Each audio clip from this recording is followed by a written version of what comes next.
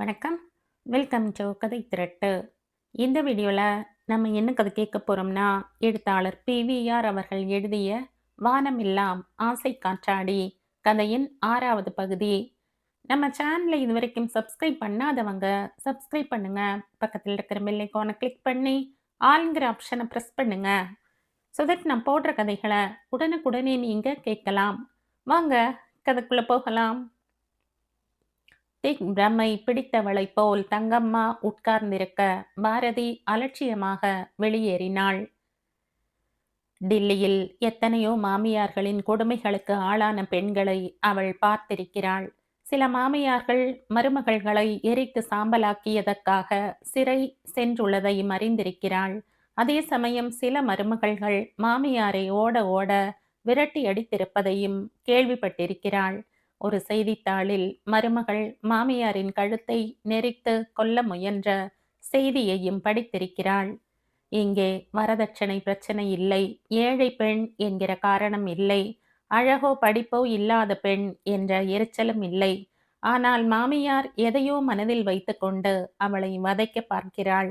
மேற்படிப்பு விஷயத்தில் அவளே வதைப்பட்டு கிடக்கும்போது இன்னொரு பக்கம் இப்படி ஒரு வதையா? இதற்கு பாரதியா அஞ்சுவாள்? அவள் மீண்டும் முன் தாழ்வாரத்துக்கு வந்தபோது தரைமேல் தரையில் தாத்தா இல்லை. காலையில் இருந்தே பாட்டியை காணோம். மாமனார் ஈஸ்வரன் புறப்பட்டு சென்றிருக்க வேண்டும். அவளுக்கு ஊஞ்சலில் உட்கார பிடிக்கவில்லை. அன்றைய தினசரியை எடுத்துக்கொண்டு நாற்காலியில் உட்கார வந்தாள். சுவர் கடிகாரம் எதேச்சையாக கண்ணில் பட்டது. மணி 10:30. 11க்கு தேவகி வருவாளே. பேப்பரை புறக்கணித்துவிட்டு எழுந்தாள். திடீரென போன் அடித்தது. எடுத்தாள். Hello. Oh Bharathi, I am Devaki. Good morning. Good morning Devaki. Sorry, காத்தால பேச முடியல. டோன்ட் வரி, நான் புறப்பட்டுக்கிட்டு இருக்கேன். 11 o'clock நான் ரெடியாக இருப்பேன். சாப்பிட உட்காராத, உனக்கு எங்கள் வீட்டில் தான் லஞ்ச். ஓகே, ஆனால் என்னை நீ 4 மணிக்கு முன்னால் ட்ராப் செய்துடணும். ஏன்? நாராயணன் என்னை ஷாப்பிங்க்கு அழைச்சிட்டு போகிறதா சொல்லியிருக்கார். Okay, no problem. ரிசீவரை வைத்துவிட்டு பாரதி மாடிக்கு ஓடினாள். நேற்று தேவகி ஜீன்ஸ் அணிந்திருந்தாள். அவளுடைய வீட்டில் சுதந்திரம் இருக்கிறது. இங்கே ஜீன்ஸ் அணிந்து கிராமத்து தெருவில் நடந்தால் அவளை ஏற இறங்க பார்ப்பார்கள், சிரிப்பார்கள். மாடியை அடைந்ததும் நிச்சயமாக புடவை இல்லை என்று தீர்மானித்தாள். அலமாரியை திறந்தாள். டில்லியில் இருந்து புறப்படுவதற்கு முன் கான் மார்க்கெட்டில் வாங்கின சல்வார் கமீஸ் கண்ணை அறைந்தது. இன்னும் ஒரு தடவை கூட அணியவில்லை. ஊதா நிறம் கண்ணாடியில் மின்னுவதாகப்பட்டது. அவள் கீழே இறங்கி வரும்போது 11 அடிக்க 7-8 நிமிடங்கள் இருந்தன. வீட்டில் தாத்தா பாட்டி இருவரும் இல்லை. தொழுவத்தில் மாமியார் ஒதுங்கி உட்கார்ந்திருக்கிறாள். அவளும் வெளியேறிவிட்டால் வீட்டை யார் பார்த்து கொள்வார்கள்? ஏற்கனவே எல்லோருடைய முகசுளிப்புக்கும் இரையாகிவிட்டாயிற்று. பொறுப்பு இல்லாமல் வீட்டை திறந்து போட்டு போய்விட்டாள் என்கிற ஏசல் தேவையா? முன்பின் யோசியாமல் தொழுவத்தை நோக்கி விரைந்தாள். அவளையும் அவளுடைய உடையையும் கண்டு ஒரு கணம் திடுக்கிட்ட தங்கம்மா வாயால் ஏதும் கேட்கவில்லை. நேத்து சகஸ்ரம் சித்தப்பா வீட்டுக்கு என்னை பார்க்க தேவகின்னு ஒரு பொண் வந்திருந்தா. இன்னைக்கு நான் அவ வீட்டுக்கு வரணும்னு சொல்லி இருந்தா. இப்ப அவ காரை எடுத்துட்டு வருவா. நான் அங்க போறேன். அத்திம்பேர் அப்புறம் தாத்தா பாட்டி யாரும் வீட்டுல இல்ல. இத சொல்லிட்டு போகத்தான் இப்ப வந்தேன் என்றாள் பாரதி. தாட்சாயணி, தங்கம்மா கத்தினாள். എന്താ അമ്മേ? വള്ളിയമ്മ കമലം വീട്ടിലുണ്ട്. ഇവിടെ വേഗം വരാൻ പറയ്. ആകട്ടും അമ്മേ. தாட்சாயணி விரைவாக பாரதியை கடந்து செல்ல தங்கம்மா முகத்தை திருப்பிக் கொள்ள வீட்டு மருமகள் வாசலை நோக்கி நடந்தாள். சல்வார் கமீஸ் எத்தகைய பாதிப்பை தங்கம்மாவின் மனதில் ஏற்படுத்தியுள்ளது என்று கற்பனை பண்ணி பார்த்தபோது பாரதிக்கு உள்ளூர சிரிப்பு வந்தது. கார் வந்தது. பாரதி ஏறிக்கொண்டாள். ஆனால் அதற்குள் கிராமவாசிகள் பல பேர் அவளை பார்த்து விட்டார்கள். சந்திரா நகர் அகலமான ஒரு வீதி. வீதியில் தள்ளி தள்ளி கட்டப்பட்டிருந்த பல பங்களாக்கள். தேவகியின் வீடு உள்ளடங்கி நின்றது. காம்பவுண்ட் கேட்டில் இருந்து வீட்டு போர்ட்டிகோவுக்கு நடந்து சென்றால் குறைந்தது 5 நிமிடங்களாவது ஆகும். கிட்டத்தட்ட 1/2 கிலோமீட்டர் இருக்கும் என்று பாரதி நினைத்தாள்.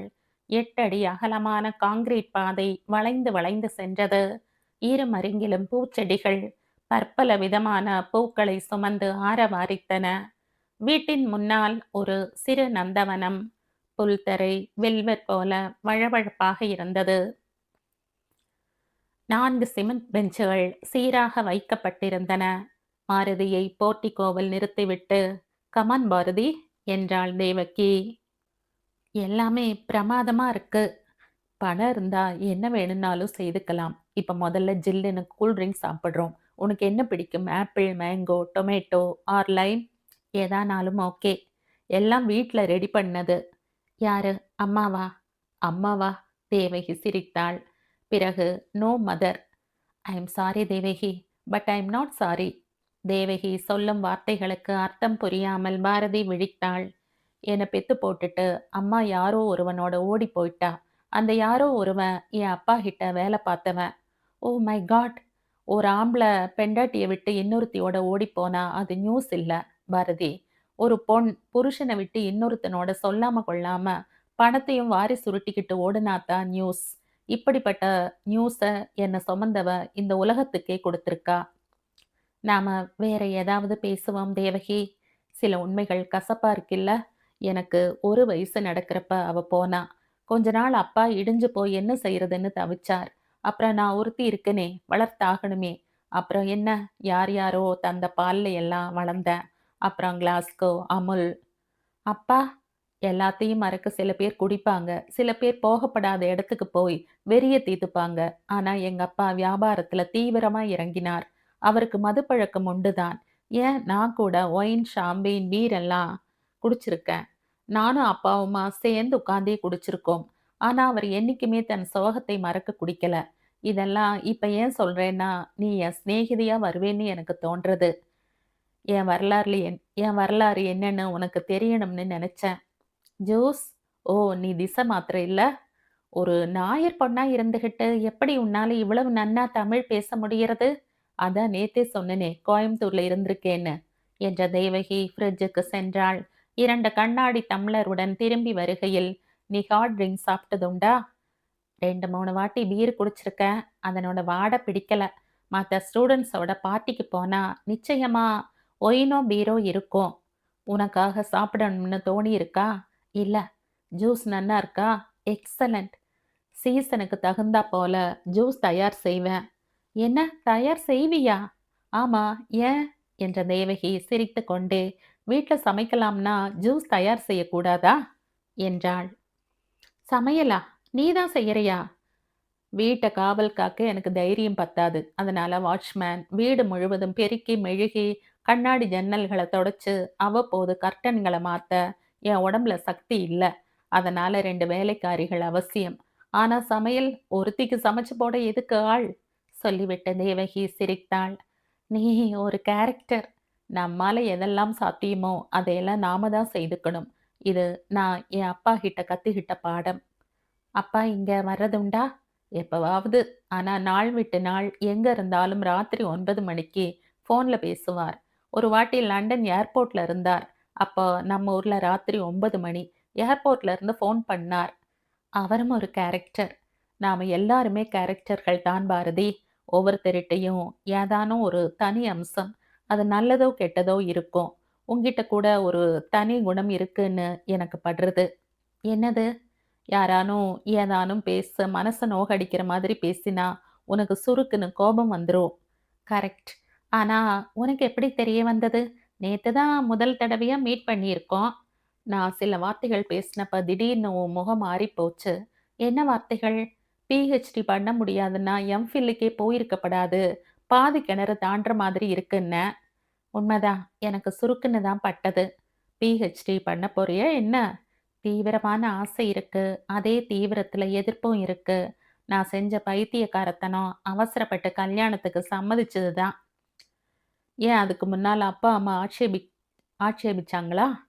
அப்பா கிட்ட போதிய நிதி வசதி இல்லாம போச்சு. ஓகே பாரதி, உனக்கு டாக்டரேட் வாங்கணுங்கிற துடிப்பு இருக்கு இல்லையா? ஷியோர். அப்புறம் என்ன செய்வ? அது தெரியல. தேவகி சிரித்தாள். கேலி ஒலித்தது. ஒரு காலேஜில் ப்ரொஃபஸரா போகணும்னு தோணலையா? எனக்கு டீச்சிங் லைன் பிடிக்கல. அப்ப என்ன செய்வ? நம்ம நாட்டுல எத்தனையோ இங்கிலீஷ் பேப்பர் மேகசின்ஸ் இருக்கு. நிறைய கட்டுரைகள் எழுதலாம். புத்தக விமர்சனங்கள் செய்யலாம். இது சரியான குறிக்கோளா படல எனக்கு. அப்படின்னா, டாக்டர் பட்டம் வாங்கணுங்கிறது ஒரு ஆசை. உன் விஷயத்துல பேராசை. ஆனா அதுக்கப்புறம் தான் லட்சியம் வர்றது. லட்சியமே வச்சுக்காம வெறும் ஆசை மட்டும் இருந்துட்டா, அது தற்பெருமைக்காக ஏதோ செய்யற மாதிரி தான் இருக்கும். நீ குழப்புற தேவகி. நீ தான் குழம்பி போயிருக்க. நான் இப்ப ஜெர்மன் படிக்கிறேன். அது என் ஆசைக்கு, லட்சியத்துக்கு இல்ல. எம்.ஏ படிச்சிருக்கிறேன். நான் எம்.ஃபில் படிச்சு தொடர்ந்து பி.ஹெச்.டியும் பண்ண நினைக்கிறேன். எதுக்கு தெரியுமா? நான் படிச்சத நூத்துக்கணக்கான பேர்களுக்கு சொல்லிக் கொடுக்க. யார் கண்டா? என் அப்பா எனக்காக ஒரு காலேஜ் கட்டுறதுக்கு கூட சம்மதிப்பார். நீ பி.ஹெச்.டி பண்றதும் ஒண்ணுதான். பண்ணாம இருக்கிறதும் ஒண்ணுதான். ஆ இப்ப என் வார்த்தைகள் உன் மனசுல சுருக்குன்னு படுறது. உன் முகம் சொல்றது.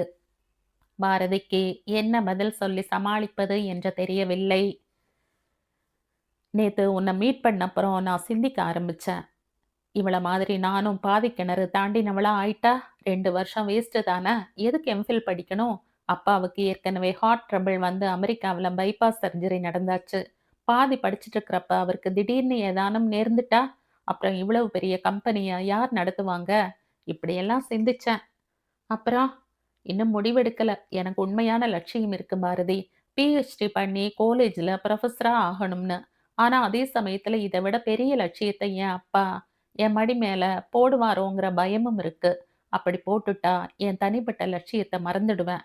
யூ மீன் எனக்கு என் அப்பா தான் முக்கியம். 2 பேரும் அடிக்கடி ஒருத்தர் ஒருத்தர் பார்த்து கொள்றது இல்லைன்னாலும், எங்க 2 பேர் மனசுகளும் சதா சர்வ காலமும் பேசிட்டே தான் இருக்கு. கம்பெனியை நடத்த நீ ஒருத்தி தான் இருக்கியா? இப்ப நான் அதுல ஒரு டைரக்டர். அப்பாவோட பங்கு 70% என்னோடது 20. பாக்கி 10, 10 பேருக்கு கொடுத்திருக்கார். அந்த 10 பேர்ல 2 பேர் அவருடைய காரியதரிசிகள், 3 பேர் பிரான்ச் மேனேஜர்கள், பாக்கி 5 பேர் குமாஸ்தாக்கள். இவர்கள் எல்லோரும் அடிநாள்ல இருந்து அப்பாவோட சுகத்திலும் துக்கத்திலும் பங்கு கொண்டவர்கள்.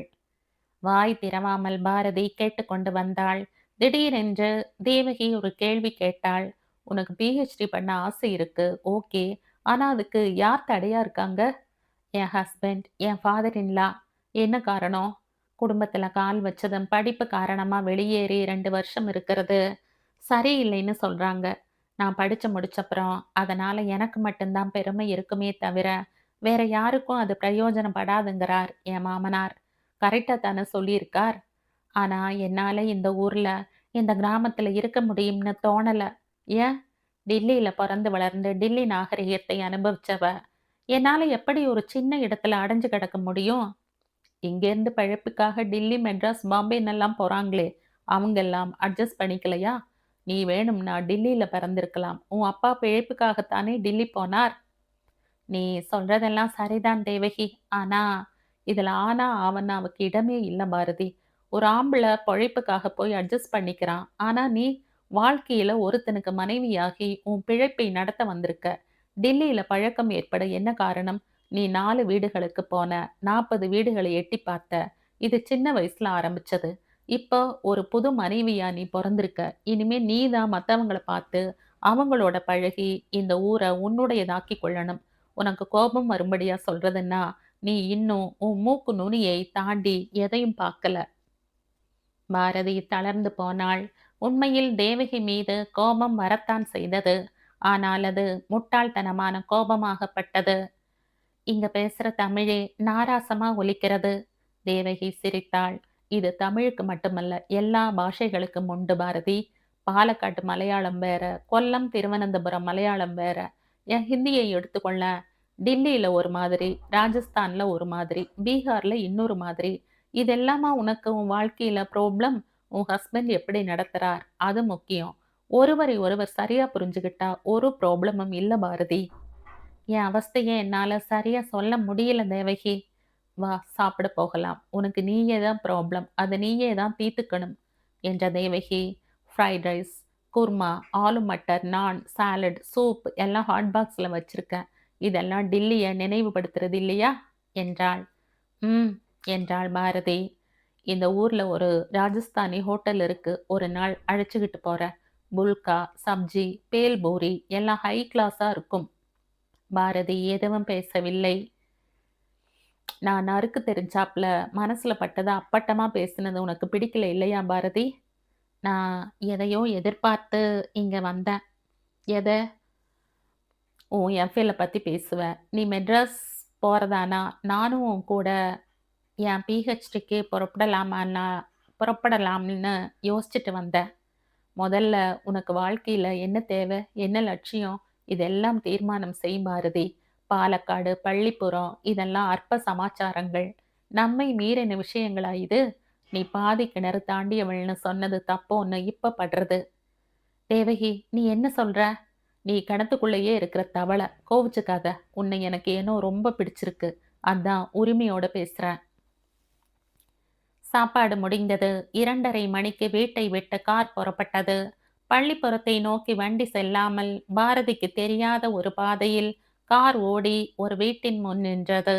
அங்கே பாரதி திகைத்து போகும்படியான அனுபவம் அவளுக்கு உண்டாயிற்று. ஈஸ்வரன் 12 மணிக்கு வீடு திரும்பினார். ஜிப்பாவை கழற்றிய பின் கை கால் அலம்பிவிட்டு அவர் வீட்டுக்கு நேர் எதிரே நிற்கும் தம்பி சகஸ்ரத்தின் வீட்டுக்கு சென்றார். வா அண்ணா, உனக்காகத்தான் காத்துட்டு இருக்கேன். ராஜி, அண்ணா வந்தாச்சு, இலை போடு. அண்ணா காரை விட்டு இறங்கி ஆத்துக்குள்ள போறப்ப பார்த்தேன். அப்பவே இலை போட்டாச்சு. வா அண்ணா, சாப்பிடலாம். இருவரும் சாப்பாட்டு மேஜைக்கு வந்தார்கள். ராஜி முதலில் பச்சடி பரிமாறிவிட்டு உள்ளே சென்றாள். மனசுக்கு சுகம் இல்லடா சகஸ்ரம். என்னாச்சு? இப்போ ஆத்துக்கு போனேன். அப்பா தூங்கின்னு இருக்கார். அம்மை சிவராமன் ஆத்துல இருக்கான்னு தாட்சாயணி சொன்னா. அந்த பொண்ணு எங்க போனான்னு தெரியலை. சாதம் மற்றும் கறியுடன் வந்த ராஜி, பாரதி தேவகியோட அவ ஆத்துக்கு போயிருக்கா என்றாள். எந்த தேவகி? சந்திரா நகர் தேவகியா? என்றார் ஈஸ்வரன் இலையில் விழுந்த கறியை ருசி பார்த்து கொண்டே. ஆமா, நேத்துக்கு அவ இங்க வந்திருந்தா. பாரதி எம்ஃபில் அல்லவா? தானும் எம்ஃபில் படிக்கலாமோங்கிற எண்ணம் அவளுக்கு இருக்கு. அது காரியமா வந்திருந்தா. நான் பெரிய தப்பு செய்துட்டேனோன்னு மனசு தவிக்கிறது சகஸ்ரம். மின்னால சாப்பிட அண்ணா, நீ ஒரு தப்பும் செய்யலை. இல்லேடா, ஆதியுமே தங்கம் வேண்டாம்னா. குழந்தைக்கும் அதுல இஷ்டம் இல்லை. அழகா இருந்தா மாத்திரம் போராது. ஆத்துக்கு அனுசரணையாகவும் இருக்கணும். நான் தான் கேட்கலை. கொஞ்சம் பிடிவாதமா இருந்துட்டேன். நங்கவரத்து பொண்ணுன்னு வந்தா நல்லதுன்னு நினைச்சேன். குழந்தைக்கு அவளை பிடிக்கலையா அண்ணா? அவன் என்கிட்ட பேசுறப்ப பாரதியை பத்தி ஒன்றும் குறைவா சொல்லலையே. குழந்தை என்கிட்டையும் ஒன்றும் சொல்லலை. நேத்தைக்கும் இன்னைக்கும் 9 மணிக்கு அப்புறம் தான் தூங்கி எழுந்தா. இது பெருசா படலை. எனக்கும் படலை. புதுசா வந்த இடத்துல எப்படி எப்படியெல்லாம் நடந்துக்கணும்னு அவளுக்கு தெரியாதைக்கு இருக்கலாம், சம்மதிக்கிறேன். ஆனா தங்கத்துக்கிட்ட வாயாடுறவளோன்னு தோணுது. மன்னி சொன்னாளா? ஆமா. தர்க்கமா? ஆமா. அண்ணா, நான் ஒன்று சொன்ன நீ என்கிட்ட தேஷ்யப்படக்கூடாது. அண்ணா, களத்தில் பப்படாம இல்லை. ராஜி, கொண்டு வா. உங்ககிட்ட நான் என்னடா தேஷ்யப்பட்டிருக்கேன்? உனக்கு ஓர்மை இருக்கா? மன்னி வந்த புதுசுல அம்மா சொன்னதை கேட்க மாட்டா. தர்க்கம் பண்ணிட்டே இருப்பா. ஆனா அப்புறம் தன்னை சரியாக்கிண்டா. இது தங்கம்மா மாதிரி கேஸ் இல்லை சகஸ்ரம். எப்படி சொல்றாய்? பாட்டி இந்த குடும்பத்துல முன்னால வந்தா, அப்புறம் நீ வந்திருக்க, இப்ப நான் வந்திருக்க. நீ என்னை விட சீனியர், அம்படத்தான்னு பாரதி தங்கத்திடம் சொன்னாளாம். இதை கேட்டதும் சகஸ்ரம் சிரித்தான். ராஜையாலும் சிரிப்பை அடக்க முடியவில்லை. என்னடா, நான் சீரியஸா பேசின்னு இருக்கேன், நீங்க 2 பேரும் சிரிக்கிறீள். கோச்சுக்காத அண்ணா. நம்ம அப்பா இருக்கார், அவருக்கு மூத்த பிள்ளையா நீ இருக்க. உனக்கு பிள்ளையா குழந்தை. அதே மாதிரி தானே அம்மை, மன்னி, பாரதி 3 பேரும் ஒருத்தர் பின்னால ஒருத்தரா வந்தவ தானே. அப்ப நீ பாரதிக்கு பரிஞ்சு பேசுறியா? ஏ, நான் யாருக்கும் பரியலை அண்ணா. பாரதி இப்படி சொல்லியிருக்கணும்னா மன்னி அதுக்கு முன்னால என்ன சொன்னாலோ தெரியாது. நீ 2 பேரையும் விசாரிக்கிறது நல்லதுன்னு நேக்கு தோன்றது. அதான் நேக்கும் தோன்றது. மாமியார் மாட்டுப்பொன் சண்டை பிடிச்சுக்கிறான்னு ஊர்ல 4 பேர் காதுல விழுந்த அவமானம் இல்லையா? இல்லை அண்ணா. என்னடா சொல்றாய்? இது மாமியார் மாட்டுப்பொன் பூசல் ஆதாதி காலமா இந்த லோகத்துல இருக்கு. அதை மத்தவா பெருசு பண்ணாம இருந்தா தன்னை போல அடங்கி போகும். நீ வேணும்னா பாரதியை கூப்பிட்டு தனியா கூப்பிட்டு நல்லதனமா அட்வைஸ் பண்ணு. அது ரொம்ப நல்ல பொண்ணாத்தான் நேக்கு படுறது. கொஞ்சம் சென்சிட்டிவ் டைப்பா இருக்கலாம். சடக்குன்னு கோபம் வரலாம். கொஞ்ச நாளைக்கு மன்னி குத்தம் குறை சொல்லாம இருந்தா பாரதியும் அனுசரிச்சுண்டு போலாம் இல்லையா? ஏற்கனவே சாம்பாரை முடித்துவிட்ட ஈஸ்வரன் மோருக்காக சாதத்தை பிசைந்து கொண்டிருந்தார்.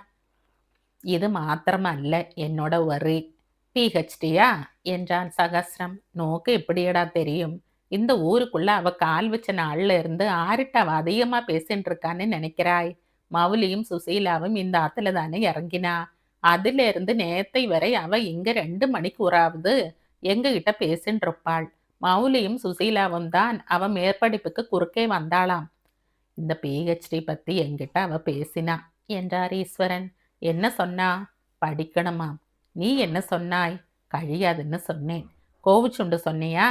இல்ல, 2 பேரும் ரொம்ப சௌஜன்யமாத்தான் பேசினோம்.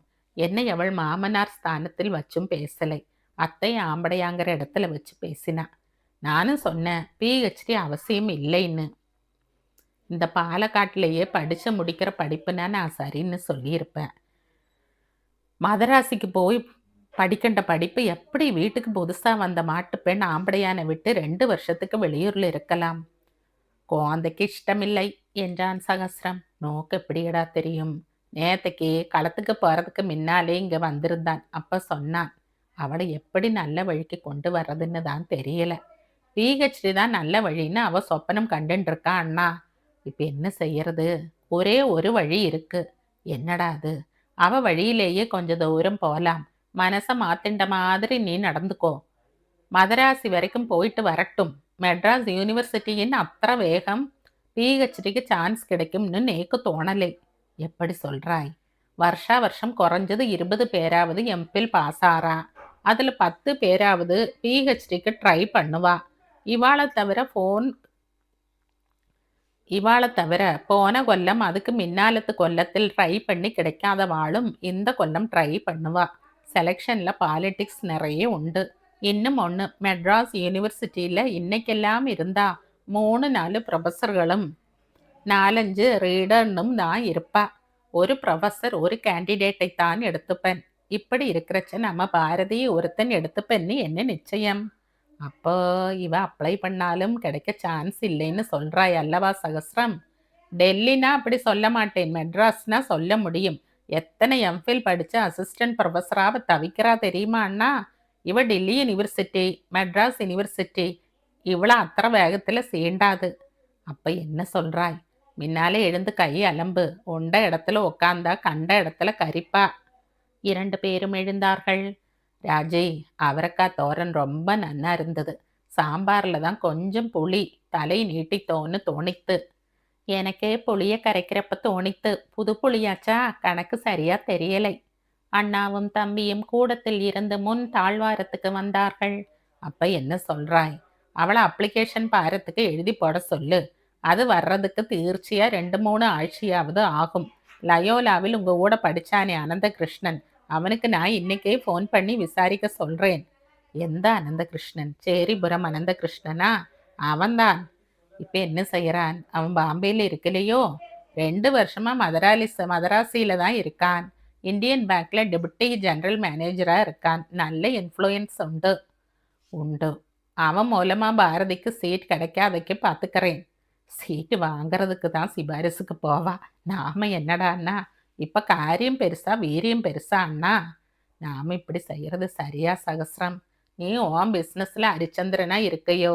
ஆருக்கும் கைகூலி கொடுத்துட்டு இல்லையோ? லைசன்ஸுக்கும் பெர்மிட்டுக்கும் சிபாரிசுக்கு போனதில்லையோ? எந்துக்குடா அதையெல்லாம் இப்ப இழுக்கிறாய்? துரோணர் சாகிறதுக்கு தர்மபுத்திரனே சூழ்ச்சியா பேசினார். நீ அவனை விட பெரியவன்னு சொல்லு, நான் ஒதுங்கிக்கிறேன். சில சமயங்கள்ல சாதுரியமும் சாமர்த்தியமும் அவசியப்படுறது அல்லவா? இது 2ம் இல்லை அண்ணா. ஏமாத்து வேலை. ஆனா ஒரு நல்ல காரியத்துக்கு. நல்ல காரியம்னா? நம்மாத்து மாட்டு பொண்ணால நமக்கு சங்கடம் வரப்படாது. அவகிட்ட நாம விரோதமா இருக்கோம்னு அவளும் நினைக்கப்படாது. நம்ம குழந்தையும் அவளோட சுகமா இருக்கணும். இதுதான் என் ஆசை சகஸ்ரம். என் மனசுல இன்னொரு காரணமும் இருக்கு. ஒருத்தனோட மண்டகனத்தை குறைக்கணும்னா அவனோட மண்டையில ஒரு தட்டு தட்டணும். நான் டெல்லிக்காரி, எம்ஃபில் படிச்சவள். என்னை போல ஆரும் இல்லைன்னு எல்லாம் பாரதி சொல்லாம சொல்லி காட்டுறா. இப்பவே அவ கனத்தை ஒரு தட்டு தட்டிட்டா சரி ஆயிடுவா. சின்னமன்னி Kamalam economics MA, Govindan wife BSc BEd, Raji BA first கிளாஸ்னு எதுவும் பாரதிக்கு தெரியாது. இவாள்லாம் எப்படி குடும்பத்துக்கு ஏத்தபடியே நடந்துக்கிறாங்கிறதையும் அவ தெரிஞ்சுக்கலை. அவ இதை தெரிஞ்சுக்கணும். இந்த பாரதியையும் இவாள மாதிரி நல்ல பொண்ணா மாத்தணும் அண்ணா. எல்லாம் நீ பார்த்துக்கூடா சகஸ்ரம். அவ இங்க தானே அதிகமா வர்றா. ஆனா நீ உன் மனசு மாறியாச்சுங்கிறதை அவளுக்கு தெரியப்படுத்தணும் அண்ணா. சரி சகஸ்ரம், நான் போயிட்டு வரேன். குழந்தை எப்ப வருவன்? தெரியாது. மினிஸ்டர் பார்க்க அல்லவா போயிருக்கான். நீ மன்னிட்ட விபரமா எல்லாத்தையும் கேள். அப்புறமா பாரதியை விசாரிச்சுக்கலாம். ஈஸ்வரன் தலையாட்டி விட்டு தம் வீடு திரும்பினார். ஈஸ்வரன் வெளியேறிய பிறகு ராஜி சிரிப்பும் களிப்புமாக சகஸ்ரத்தை அணுகினாள். நீங்க சாணக்கியனா இல்ல சாதாரண மனுஷனா? ஏன் உனக்கு இப்படி ஒரு சந்தேகம் புதுசா கிளம்பி இருக்கு? இல்ல பாரதிக்கு கூழும் மூட்டி மீசையும் வைக்கிறேளே, அதான் கேட்டேன். என் பிளானை பத்தி நீ என்ன நினைக்கிறாய் ராஜி? Idea excellent. ஆனா குழந்தைக்கு தெரிஞ்சா தீர்ச்சையா தடுத்து நிறுத்துவன். அவனுக்கு அந்த தில்லுமுள்ளெல்லாம் பிடிக்காது. நேர வா நேர போங்கிற லட்சியம் உள்ளவன் அவன். அவனோட குடும்பமும் தாம்பத்தியமும் நன்னா இருக்கணும்னு தானே நான் இந்த ஐடியாவில் இறங்கினேன். இருக்கலாம். ஆனா குழந்தைக்கு தெரிஞ்சா அவன் என்ன சொல்வான் தெரியுமா? ஆர்கிட்ட? எல்லார்கிட்டையும். மின்னால பாரதி கிட்ட. என்ன சொல்வன்? அத சொல்லு ராஜி. இத பாரு பாரதி, நீ உன் டாக்டர் பட்டத்துக்கு ஓடணும்னா ஓடிக்கோ. ஆனா அப்புறம் இந்த வீட்டு படியில உங்க பொண்டாட்டி நான்னு சொல்லிட்டு ஏறாத. பிஹெச்டி வேண்டாம்னு நினைச்சா நீ ஜென்மம் பூரா ஏன் ஆம்படையாளா இரு. இப்படித்தான் சொல்வன் குழந்தை. வேற என்ன வழிதான் இருக்கு ராஜி? ஆழ மேலையும் ஏறணும், ஆன மேலையும் ஏறணும், அங்காடி வழியாகவும் போகணும். ஆரும் பார்க்கவும் படாதுன்னா அது எப்படி சாத்தியம்? நான் ஒரு வழி சொல்றேன். என்ன? மெர்சி காலேஜில் லெக்சரர் வேலை வாங்கி கொடுங்கோ. 1-2 வருஷம் கழிச்சு பிஹெச்டிக்கு போய்க்கலாம்னு சொல்லுங்கோ. குழந்தைகிட்டையும் சொல்லி அவளையும் சம்மதிக்க வைங்கோ. பாரதி மாட்டேன்னு சொன்னா? சொல்ல மாட்டா. நான் அவகிட்ட சொல்லி பார்க்குறேன். அவ பேசுற பேச்ச பார்த்தா லெக்சரர் வேலைக்கு போறவளா தெரியல. அவ மாட்டேன்னு சொன்னா அப்புறம் இந்த அஸ்திரத்தை ஒடுக்காம லாஸ்டா பிரயோகம் பண்ணலாம். ஆனா அதுவும் குழந்தைக்கு தெரிஞ்சுதான். குழந்தை வரட்டும். அவனுக்கு 100 வயசு. தா வர்றான். குஞ்சப்பா வாடா குழந்தே. மினிஸ்டர் பாலகிருஷ்ணன் மேனன் என்ன சொல்றான்? அது அப்புறமா சொல்றேன். இன்னைக்கு அம்மைக்கும் பாரதிக்கும் இடையில என்ன நடந்தது? ஏன் கேட்கறாய்? தொழுத்து பெறையில அப்பா அம்மையை திட்டின்னு இருக்கார். நான் நின்னு கேட்கலை. பேச்சுல பாரதியோட பேரு அடிபட்டது. தெரியாதடா குழந்தே. இந்த ஆத்துல நான் இல்லாதப்ப என்ன வெல்லாமோ நடக்கிறது. என்ன வேணும்னாலும் நடக்கட்டும். நான் எஸ்டேட் வீட்லயே இருந்துக்கிறேன். அப்படி இருக்கிறதான ஒரு காரியம் செய். என்ன குஞ்சப்பா அது? உன் ஐஃப் பாரதியையும் கூட்டிண்டு போய் வச்சுக்கோ. நாராயணன் பதில் சொல்லவில்லை. அவன் திரும்பி நடந்தான். இருடா கோந்தே என்ற சகஸ்ரம். இவனுக்கு காப்பி எனக்கும் காப்பி கொண்டு வா ராஜி என்றான். இப்பத்தானே சாப்பிட்டு கையை அலம்பினேள். காப்பி எப்ப வேணும்னாலும் குடிக்கலாம் ராஜி. அவளை 5 மணிக்கு பேலஸ் ஹவுஸ்க்கு கூட்டிண்டு போய் 7-8 புடவை வாங்கி கொடுக்கலாம்னு இருக்க. உள்ளே போய் கொண்டிருந்த ராஜையின் காதில் இந்த வார்த்தைகள் விழுந்ததும், இன்னைக்கு அவ தேவகி ஆத்துக்கு போக கார்ல ஏறினப்ப பார்த்தேன். வயலட் கலரில் சல்வார் கமீஸ் போட்டுன்னு இருந்தா. ரொம்ப எடுப்பா அழகா இருந்தது என்றாள். இன்னும் நிறைய நேரம் இருக்கு என்ற சகஸ்ரம். கோந்தே, உன் ஆம்படையா பிஹெச்டி பண்ண நீ பர்மிஷன் கொடுக்கறது தான் நல்லதுன்னு எனக்கு தோன்றது. குஞ்சப்பா, அண்ணாவுக்கு சம்மதம். அப்பா சொன்னாரா? நீயே கேளேன். அவளை கூட்டிண்டு எஸ்டேட்டுக்கு போன்னு சொன்னாய். எப்போ? இப்போ. அதுக்குள்ள பேச்ச மாத்திராய் குஞ்சப்பா. சகஸ்ரம் சிரித்தான். அவனால் அப்போதைக்கு சிரிக்கத்தான் முடிந்தது. காரை நிறுத்திவிட்டு இறங்கிய தேவகி, கமான் பாரதி என்றாள். புதிதான இன்னொரு கிராமத்தில் மொட்டை திண்ணையுடன் காட்சியளிக்கும் புராதனமான வீட்டில் யார் இருக்கிறார்கள்? யாரை தேவகி அவளுக்கு அறிமுகம் செய்து வைக்கப் போகிறாள்? சாயம் இழந்து வெளிரிப்போன 5 அடி உயரமும் 3 அடி அகலமும் கொண்ட ஒற்றை கதவு சாத்தப்பட்டிருந்தது. தேவகி கையால் தட்டிவிட்டு காத்திருந்தாள். இந்த ஊருக்கு வேட்டக்கரங்காவுன்னு எலிசா சொல்வாங்க. சரியான பேர் வேட்டைக்கு ஒரு மகன் காவு. காவுன்னா கோயில்னு அர்த்தம். இந்த பாலக்காட்டு கிராமங்கள்ல தமிழ்நாட்டு பாணியில கோயில்கள் இருந்தாலும் பகவதிக்கான கோயில்களையும் மற்ற சில ஐயப்பன் போன்ற மூர்த்திகளுக்கும் உள்ள கோயில்களையும் காவுன்னு சொல்வாங்க. ஐயப்பங்காவு, வடக்குத்தரைக்காவு, ஹேமூரி பகவதி காவு, மீன் குளத்திக்காவு, கோதான் குளத்திக்காவுன்னு நிறைய காவுகள் உண்டு. மடப்பள்ளிக்காவு ரொம்ப பெருசு, விசேஷம் கூட. அவள் இவள் இன்னொரு சகசிரம் என்று தன்னுள் நினைத்து கொண்ட பாரதி மௌனமாக நின்றாள். கதவு இன்னும் திறக்கப்படவில்லை. மீண்டும் தட்டினாள் தேவகி. ஹேமூரி பகவதி காவுல பகவதியின் உருவம் என்ன தெரியுமா பாரதி? கை. அதை பார்த்த பிறந்தா இந்திரா காந்தி தன் கட்சியோட சின்னமா கைய வச்சுக்கிட்டா. கதவு திடீரென திறந்தது. நமஸ்காரம் சார். அடடா தேவகியா, என்ன ஆச்சரியம். வா வா, வாங்கோ மேடம், தலை குனிஞ்சு வாங்கோ. அகஸ்தியர் மட்டும்தான் தலை இடிச்சுக்காம வர முடியும். 40 அல்லது 42 வயது மதிக்கத் தகுந்த ஒருவர் இளமை துடுக்குடன் முன் நடக்க, ரேழியின் இருட்டைக் கடந்த மங்கலான வெளிச்சத்தில் உறைந்து கிடந்த முன் தாழ்வாரத்தை Bharathi அடைந்தாள்.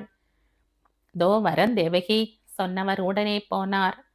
Take your time sir. வீட்டின் நிசப்தமே பாரதிக்கு பயங்கரமாக இருந்தது. இருவரும் சிதலமாகிவிட்ட தரையின் மேல் உட்கார்ந்து கொண்டார்கள். தரை முன்னொரு காலத்தில் வழவழப்பாக இருந்திருக்கலாம். ஆனால் இப்போது அங்கங்கே உடைந்து சிதைந்து காட்சியளித்தது. ஓரிரு இடங்கள் பள்ளமாகி காரை வெட்கமில்லாமல் தலை நீட்டியது. சுவர்களும் இதே லட்சணத்தில்தான். ஆணி அடித்தால் சுவரே விழுந்து விடுமோ என்ற பயத்தில்தான். ஒரு காலண்டர் அல்லது ஒரு படம் கூட இல்லையோ? முற்றம் மிகவும் சிறிதாக 3 அடிக்கு 2 அடி என்ற கணக்கில் ஓடுங்க. சரிந்து வந்த முற்றத்திற்கு ஓடுகளின் இணைப்புக்காக கம்பி அடிகள் போட்டிருந்தார்கள். இங்கே வெட்ட வெளியாக இருந்தது. யார் வேண்டுமானாலும் எளிதாக ஓட்டுக்கூரை வழியாக இறங்கி விடலாம். முன் தாழ்வாரத்தில் ஊஞ்சல் இல்லை. ஒரு காலத்தில் இருந்தது என்பதை உணர்த்த உளுத்து போன விட்டத்தில் 2 இரும்பு கொக்கிகள் தொங்கின. இவ உள்ள காரியமா இருந்தா சீக்கிரத்துல முடிக்க ஹெல்ப் பண்ணிட்டு கையோட கூட்டிண்டு வந்த என்றார் அவர். எப்படி இருக்கேம்மா தேவகி? சௌக்கியமா இருக்க. நீங்க 2 பேரும் நேத்து காலையில வந்தது எனக்கு தெரியும். எப்படி? நீங்க பஸ்ல இருந்து இறங்கி ஆட்டோவில் ஏறினீங்க. ஒரு அரை நிமிஷம் முன்னாடி பார்த்திருந்தா நான் கார்ல ஏத்திண்டு வந்திருப்பேன் என்ற தேவகி பாரதியை காட்டி, அடடா என் கூட வந்திருக்கிறவ இவ யாருன்னு இன்னும் உங்களுக்கு சொல்லல. நீங்க யாருன்னு இவளுக்கும் தெரியாது என்றாள். பாலக்காட்டுக்கு புதுசு போல இருக்கு என்ற அவர், என் பேரு கைலாசம், இவன் என் மனைவி மீனாட்சி என்றார். பெயர் பொருத்தம் மட்டும்தான் இருக்குன்னு நினைக்காத பாரதி, என்னென்ன பொருத்தங்கள் உண்டோ அவ்வளவும் இவங்களுக்கு இருக்கு. சார், இவ பேரு தான் பாரதின்னு சொல்லிட்டேன். டில்லி யூனிவர்சிட்டியில இங்கிலீஷ் லிட்ரேச்சர்ல எம்ஃபில். இப்ப பள்ளிப்புறம் நாணுப்பட்டர் வீட்டு மாட்டுப்பொன், அதாவது ஈஸ்வரனுடைய டாட்டர் இன்லா. அப்படியா? கேட்கவே அமிர்தமா இருக்கு. மாசத்துக்கு ஒரு தடவை, ஒரே தடவை வர்றேன். நாராயணனை பார்க்கணும்னு நினைப்பேன். ஆனா அது இதுன்னு ஏதாவது வேலை வந்துடும். ஆமா, நாராயணனுக்கு இப்பத்தானே கல்யாணம் ஆச்சு. எனக்கு இன்விடேஷன் அனுப்பியிருந்தான். என்னால வாழ்த்துக்கள் கூட அனுப்ப முடியல. தேவகி, அப்ப நான் ரொம்ப தூரம் காட்டுக்குள்ள போயிருந்தேன். 5, 6 பாம்பு கிடைச்சது. எல்லாம் குட்டி பாம்பு. வாரி பையில போட்டுண்டேன். பாரதி, கைலாசம் சாருக்கு சொந்த ஊர் மதுரை. கரெக்டா சொல்லு தேவகி. வத்தல குண்டு. காட்டிலாகாமல ஆபீசர். அவரோட மனைவிக்கு கல்பாத்தி, பழைய கல்பாத்தி. இங்க இருந்து 1 கிலோமீட்டர் என்ற கைலாசம் தொடர்ந்து, நான் ஃபாரஸ்ட் டிபார்ட்மெண்ட்ல இருந்தப்ப வருஷத்துக்கு ஒரு தடவை டேராடூன் போவேன். அங்கு நான் ஃபாரஸ்ட் ரிசர்ச் இன்ஸ்டிடியூட் இருக்கு. He's a doctorate in forestry என்றாள் தேவகி. பாரதி சற்றே வியந்து போனாலும் வியப்பை காட்டிக்கொள்ளவில்லை. வசதி இருந்தால் யார் வேண்டுமானாலும் டாக்டரேட் வாங்கலாம் என்று நினைத்து கொண்டாள். நான் இந்த டிபார்ட்மெண்ட்ல இருந்தேன்னு இறந்த காலத்துல தேவகி சொன்னா. இப்ப அதையும் நானே சொல்லிடுறேன் சார். இப்ப இவர் வாளையார்காட்டுல ஒரு ஸ்கூல் நடத்திட்டு வரார். Special school. ஸ்கூல்ல என்ன ஸ்பெஷல் தேவகி? ஹேண்டிகேப்டு சில்ட்ரனுக்கா இல்ல மென்டலி ரிட்டர்டு? பாரதி இழுத்தாள். கைலாசம் சிரித்தார். நீ சொல்றதெல்லாம் இப்ப ஸ்பெஷல் இல்லம்மா. ரொம்ப காம்னா போயிட்டது. வாளையார்காட்டுல மலை ஜாதிக்காரா ரொம்ப பேர் இருக்கா. நரித்தோல், புலிநகம், மான் தோல், கொம்புத்தேன் இதையெல்லாம் கள்ளத்தனமா எடுத்து வந்து பிழப்பு நடத்துற குடும்பங்கள் அநேகம் இருக்கு. தேவகி இடை மறித்தாள். நான் 2, 3 தடவை வாளையார் போயிருக்கேன். வாளையார்னா ரயில்வே ஸ்டேஷன் இல்ல, காடு. அந்த காலத்து அடர்த்தியும் பயங்கரமும் இப்ப இல்லைனாலும் காடு காடாத்தான் இருக்கு. பகல் வேளைகள்ல கூட இருட்டா இருக்கும் பாரதி. இந்த காட்டுக்கு மத்தியில தான் இவரோட ஸ்கூல் இருக்கு என்றாள் அவள். ஸ்கூல்ல என்ன பாடம் சொல்லித் தரோம்னு சொல்லேன் தேவகி. அப்பத்தானே பாரதிக்கு புரியும். குழந்தைகளுக்கு தமிழும் இங்கிலீஷும், பெரியவங்களுக்கு கொஞ்சம் ஆரம்ப படிப்பு நிறைய, பலவிதமான கைத்தொழில்கள், பெண்களுக்கு எழுத படிக்க கத்துக் கொடுத்துட்டு தையல் வேலை, ஸ்வெட்டர் பின்ற வேலை, கண்ணாடி வளையல் செய்யற விதம், இப்படி என்னென்னவெல்லாமோ சொல்லிக் கொடுக்கிறார் மிஸ்ஸஸ் கைலாசம்.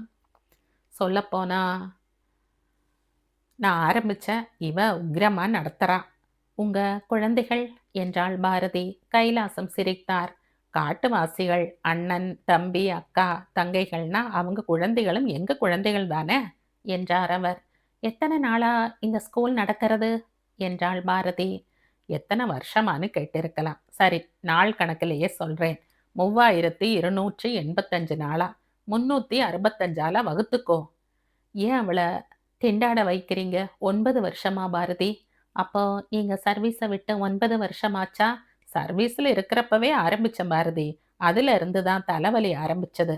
ஸ்கூல் மூலமா காட்டுவாசிகளோட ஆதரவு கிடைச்சது. அது மூலமா இவர் காட்டு மரங்களை வெட்டி பணம் பண்றாருன்னு ஒரு குத்தத்தை சுமத்தினாங்க. நிரூபிச்சு காட்டுங்கன்னு இவர் பதில் எழுதினார். அதுக்கு நடவடிக்கை எடுக்காம இவரை நீலாம்பூர் காட்டுக்கு மாத்தினாங்க. நீயும் வேண்டாம், உன் வேலையும் வேண்டாம்னு அரை நிஜாரும் பேண்ட்டையும் சட்டையும் போட ஆரம்பிச்சார் என்றவாறே தேவகி எழுந்தாள். கூடவே பாரதியும் எழுந்தாள்.